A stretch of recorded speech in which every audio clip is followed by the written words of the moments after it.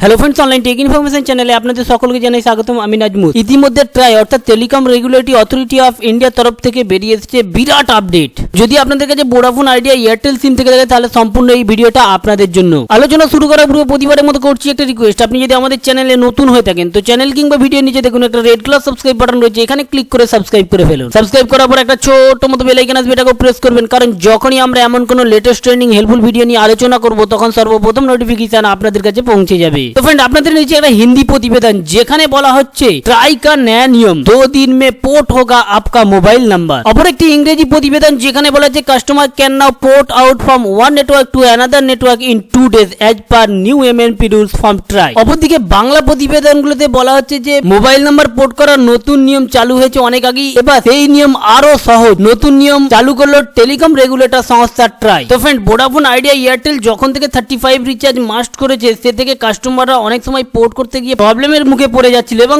Face করতে ছিল অনেক প্রবলেম, যেখানে কোম্পানিগুলো বিভিন্ন রকম নাটক শুরু করে দিয়েছিল, অনেকজনকে পোর্ট ইউনিক আইডি দিতেই ছিল না। তো ফ্রেন্ড, সেদিকে লক্ষ্য রেখে একগুচ্ছ অভিযোগের দিকে লক্ষ্য রেখে ট্রায়ের নতুন সিস্টেম এলো যে কোম্পানিদেরকে 2 দিনের মধ্যে পোর্ট করে দিতেই হবে, যে কোনো প্রকারে 2 দিনের মধ্যে পোর্ট দিতেই হবে। অর্থাৎ আপনি আর মাত্র 2 দিনের মধ্যেই একটা নাম্বার থেকে অন্য নাম্বারে চলে যেতে পারবেন খুবই সহজে, যেখানে আগে সিস্টেম ছিল পোর্ট করার জন্য প্রায় 10 দিন লেগেই যেত। তো friend, telecom regulatory authority of India অর্থাৎ ট্রাই এই নিয়ম আপনাদের কেমন লাগলো অতি অবশ্যই জানাবেন। আর আমাদের এই ছোট ইনফরমেশন যদি আপনাদেরকে 1% ভালো লেগে থাকে অবশ্যই লাইক করবে, কারণ আপনাদের একটা লাইক আমাদের উৎসাহিত করে এমন আরো আপডেট আনার জন্য। Thank you friend, thank you for watching.